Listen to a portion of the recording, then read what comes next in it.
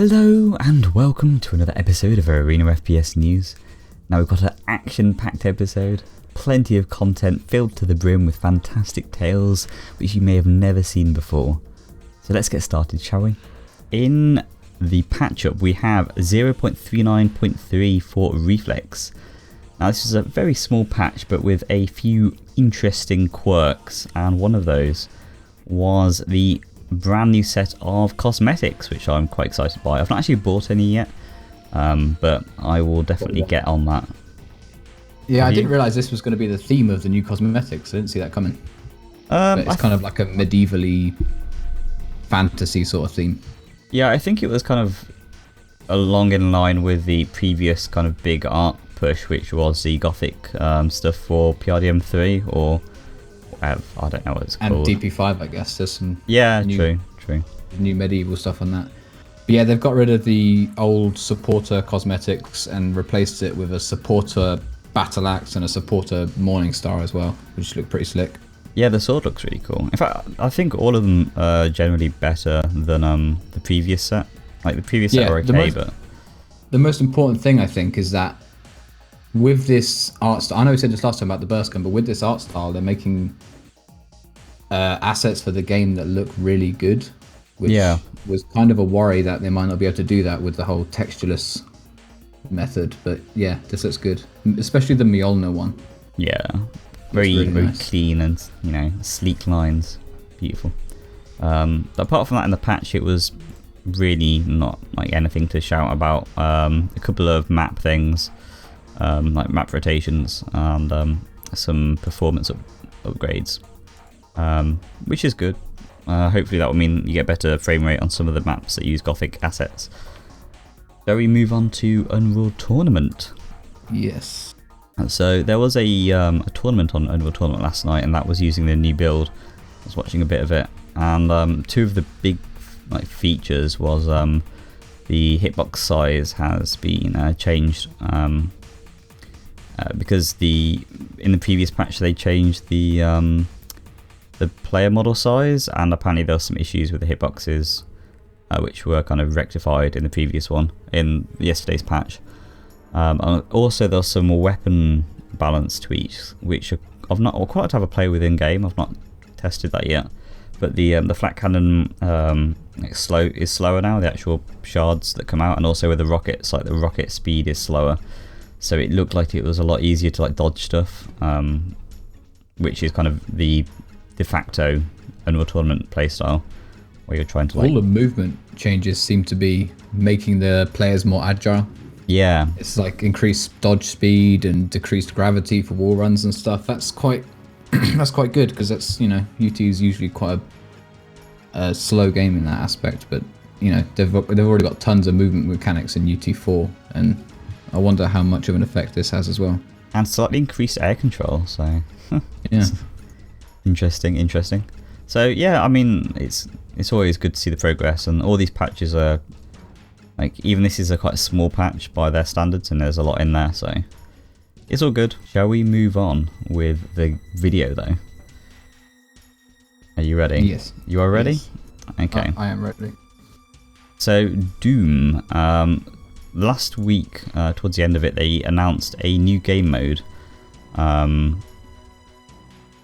Hack modules? Is that the actual game mode itself? I couldn't really... No, the game mode is like a domination thing, but the domination point moves in parallel, like a power up, so you have to pick whether you want to go to the domination point or go to the power up. It's just another casual fun mode, I guess. Like King of the Hill type thing, I guess. Yeah. But the hack modules were not a game mode, but a kind of a feature, I guess. Yeah, it's something to do with like as you play, you get XP or you get hack modules, and they change how your character can do things. So there's some examples in here, which I can see if I can find. Other hack modules include retribution, location, and health of the player who last killed you.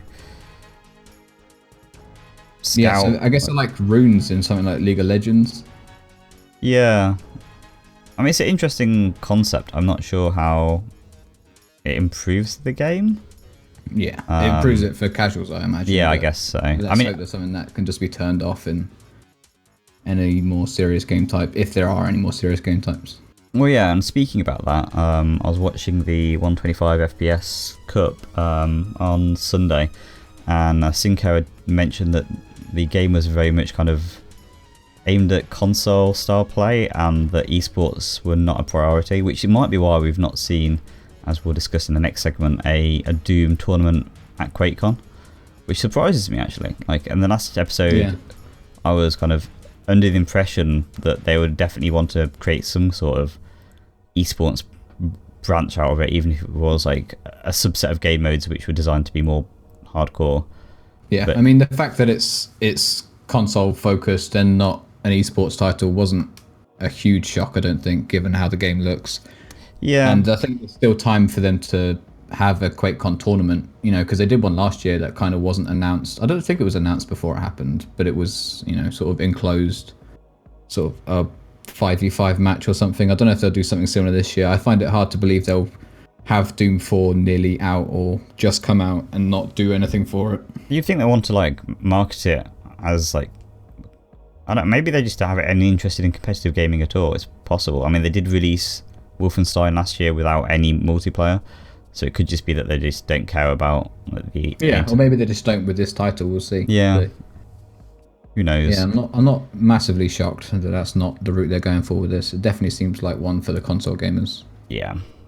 Shall we move on to QuakeCon 2016 itself then? Yeah. So 20th anniversary of Quake, Quake 1 that is. So they're doing a Quake World Tournament, which is exciting. I can't remember the last time they done one ever, like recently. They've had like quad damage tournaments. And yeah, stuff, but not really kind of nothing of its own volition, I guess. Like the quad damage in the past was more everything. It was everything rather than kind of. I feel like they'll probably give it more of its own stage, or more of its own presence. All I was hoping for from this QuakeCon, I was just hoping we were going to get a Quake Live Duel Cup, because that's just my favourite thing to watch. And I was worried we weren't going to get that because of, you know, ID kind of dropping support for it this year and last year. Yeah, definitely. But to get a Quake Live Duel tournament and a Quake World 2v2 tournament is just more than I could have hoped for. So I'm really excited for that. And it's really good prize pools as well for both of them. So I hope that Quake Live players, you know, make the trip across the ocean to North America. And I've heard rumours of Quake World players already planning, like Milton and Rickol and stuff. I've heard rumours that they're going to be going over for the tournament as well. So that it looks like we're going to get a good turnout. And I'm really pleased. Yeah, they might struggle a bit more because I know last year some of the teams got sponsored to go over. But without that kind of infrastructure, that might not be possible this year for some players to be able to get out. Yeah, I guess Cypher doesn't have Titan anymore, and you know he's kind of on the Overwatch hype right now.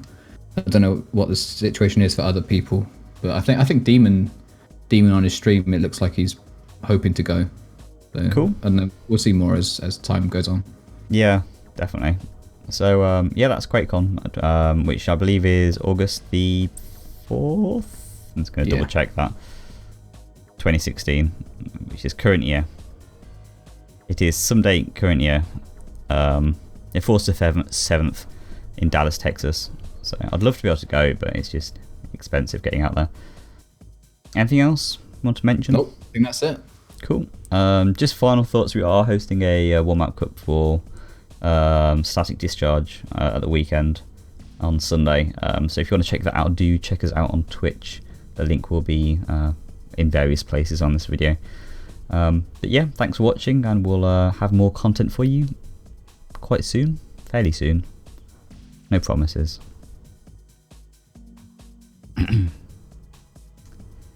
Yeah. You finished, Tim, or do you want to carry on with... Bye.